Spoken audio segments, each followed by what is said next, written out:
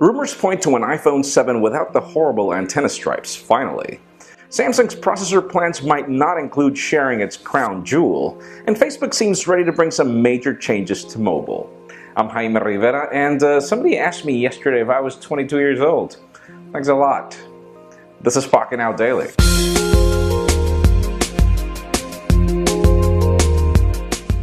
The official news today begin with AT&T as the company continues to improve its spectrum up to the point where it just announced it reached a major milestone with its voice over LTE service.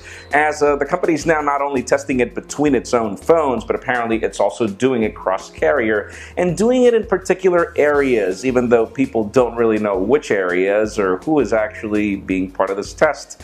But yeah, apparently they are having some good results, so this should be the mainstream for 2016. Other official news come from Facebook as those of you that are bored of your newsfeed stuck with just videos, memes, and stuff like that, the company is about to actually push its new specialized news feeds to everyone that opted in. Obviously, this was something that was just being tried out a few weeks ago, and it gives you the option to, again, filter more information for your things you want to shop and stuff like that, which is just another way to make money, you know, the way Facebook works. And even though Samsung's major selling point for the Galaxy S7, in addition to keeping this year's design, is its 8890 processor, which will be launched alongside the new Snapdragon 820 variant that they'll have.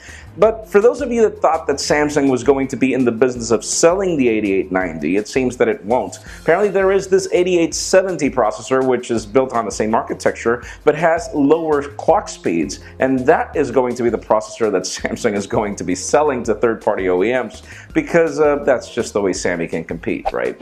And speaking of Samsung, the company is famous for its patents, particularly because some of these actually make it to products. And a patent that was filed back in June is actually of the Samsung Galaxy Ring, I guess. That's probably going to be the name.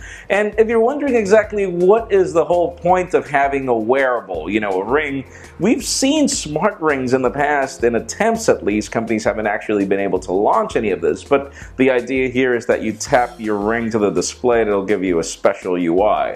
So you can only imagine how many smash displays we'll have by these rings. Let's just see what we get.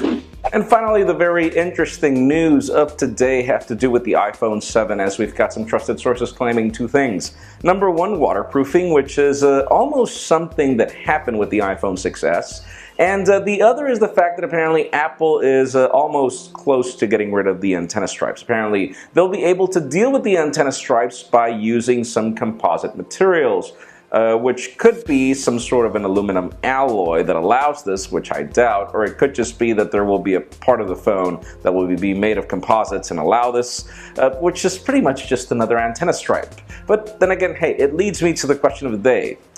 Would you mind if Apple ever moved away from aluminum on its iPhones and gave you some different, material? In my case, I actually wouldn't. I like the old iPhone 4 with the glass and stainless steel, but leave us a comment down below. What would you like? Friends, as always, you know the drill. If you want to get the news earlier before this video was filmed, make sure you follow us on Pocketnow.com and subscribe to our YouTube channel as well. You can follow me on Twitter, Jaime_Rivera, or on Instagram at Jaime Rivera.